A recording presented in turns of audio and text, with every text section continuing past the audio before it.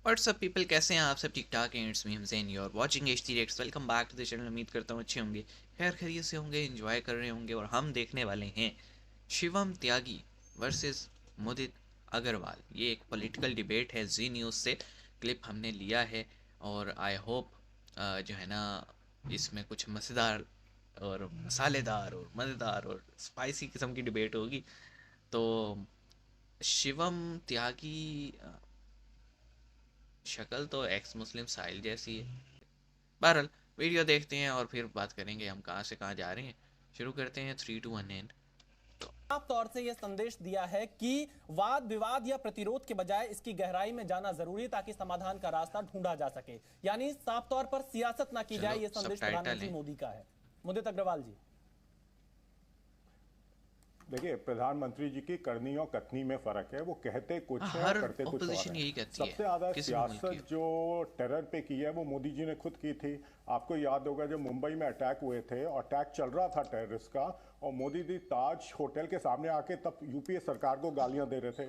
तो टेरर का राजनीतिकरण हमेशा बीजेपी और मोदी जी ने किया है। ऑपोजिशन ने डिमांड की थी कम से कम गृह मंत्री आके पार्लियामेंट में जवाब तो दें। उन्होंने जवाब देना जरूरी नहीं समझा।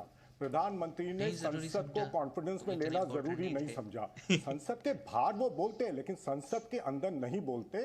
इससे पता चलता है मोदी जी संसद को क्या समझते हैं। देखिए, उनके लिए ना संसद की वैल्यू ना हिंदुस्तान के संविधान की वैल्यू। खेदजनक बात है। अरे रुको जरा, सबर करो। पहले तो मुदित अग्रवाल जी ने एक बात कही कि आतंकवाद पर राजनीति अगर कोई सबसे ज्यादा करता है तो आदरणीय प्रधानमंत्री जी करते हैं। और जब हमला हुआ था मुंबई में, टेरर अटैक हुआ, तो उसके बाद मेरे देश के प्रधानमंत्री और उस समय गुजरात के मुख्यमंत्री जो है वो वहां पर जाकर जो है गए और वहां पर प्रेस कॉन्फ्रेंस और ये सी और यूपीए को गाली दी। आपके काम गाली खाने वाले थे जी।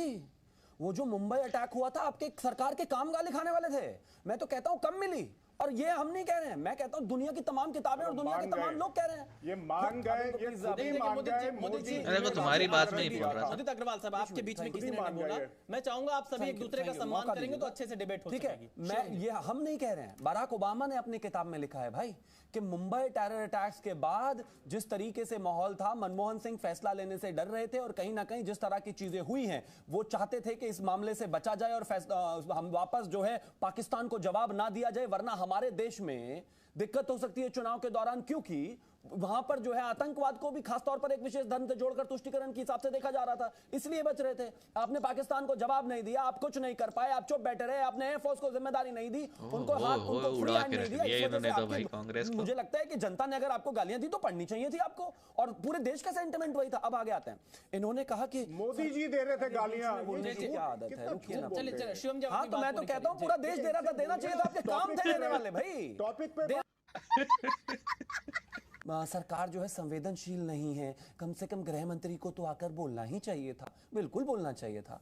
1974 में 26 मजाक मत उड़ाइए, जरा तमीज से बात कीजिए। देखिए शिवम जी, क्या हो गया भाई आपको? सही नहीं है, मौक मत कीजिए मेरे को, नकल मत उतारिए, बदतमीजी मत कीजिए। मुदित क्या हो गया? डिबेट करने नहीं आती है ये बीच में लगातार बोलना, जो भी बोलना बाद में बोलिएगा। मुदित जी जवाब आ जाने दीजिए। आपकी आवाज एक जैसी नहीं है। आप और योगेंद्र यादव दोनों एक ही पिच पर बोलते हैं। मैं तो योगेंद्र यादव की आवाज में बोल रहा था। आप अपने जवाब आप देखिए, मैं फिर से आता हूं। हमने कहा कि मुदित जी ने जो कांग्रेस के प्रवक्ता हैं कि सरकार जो है बिल्कुल संवेदनशील नहीं है। कम से कम गृह मंत्री को तो जवाब देना ही चाहिए था। वो संसद के बाहर तो बोलते हैं, अंदर नहीं बोलते।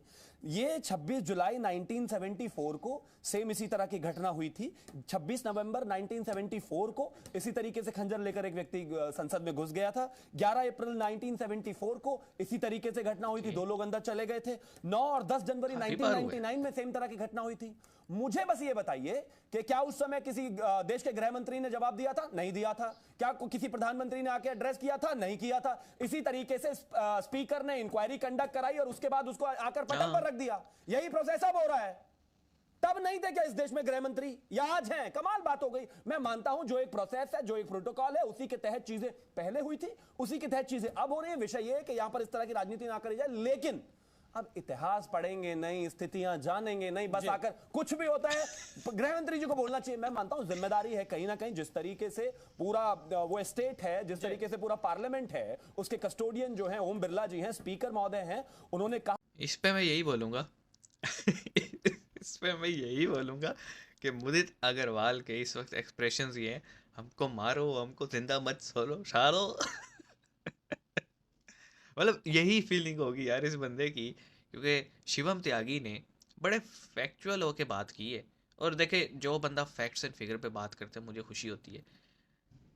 आपको याद होगा मुंबई हमले जब हुए थे तो माहौल कैसा हो गया था, और नवाज शरीफ जब हुकूमत में आया था तो उसने ये कहा कि मुंबई हमले पाकिस्तान के जो अंदर लोग मौजूद हैं, हाफिज़ सईद हो गया, मसूद अज़हर, इस तरह की ऑर्गेनाइजेशंस ने की हैं, तो हमें अपना घर साफ़ करना चाहिए। पहले हम अपने घर की सफाई करेंगे तो हम जो है ना किसी मॉरल ग्राउंड पे आके बात कर सकते हैं ताल्लुकात बेहतर करने की। अच्छा, इस चीज़ को नाम क्या दिया हमारे मीडिया ने और हमारी पॉलिटिकल ऑपोजिशन और इस्टेब्लिशमेंट ने, कि डॉन लेक्स। नवाज शरीफ तो मुल्क का दुश्मन है। बात ये, यहाँ पे जो भी अमन की बात करते हैं ना, वो पहले यही कहता है अपना घर साफ करो, और ये हमारे लोगों को बात पसंद नहीं आती। शिवम त्यागी ने कहा कि भाई जब हमले हुए तो प्राइम मिनिस्टर कौन था? मनमोहन। उसके बारे में इंटरनेशनल लीडर्स क्या कह रहे हैं कि भाई वो उसकी फटी पड़ी थी, सिंपल अल्फाज में कि उसकी फटी पड़ी थी कि यार अगर मैंने कोई एक्शन लिया या मैंने जवाब दिया तो मेरा पॉलिटिकल वोट बैंक कहीं पे डैमेज ना हो जाए।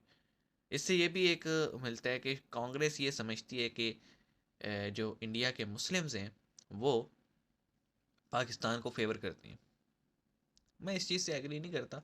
वो लोग भी इक्वल सिटीजन हैं। बहुत सारे लोग इस तरह की हरकतें करते भी होंगे, लेकिन बहुत सारे हैं जो कि कट्टर जो है ना हिंदुस्तानी है पहले, फिर वो कोई मज़हब की बात करते हैं। तो शिवम त्यागी ने, भाई मुझे नहीं पता इनकी पार्टी क्या है, क्या किस के साथ अटैच है, लेकिन फैक्ट के साथ जवाब दिया और मुझे ये चीज़ पसंद आई। आप इस पे क्या कहेंगे कमेंट सेक्शन में बताइएगा। मिलेंगे नेक्स्ट वीडियो में, अपना ख्याल रखिएगा। सी यू गाइस।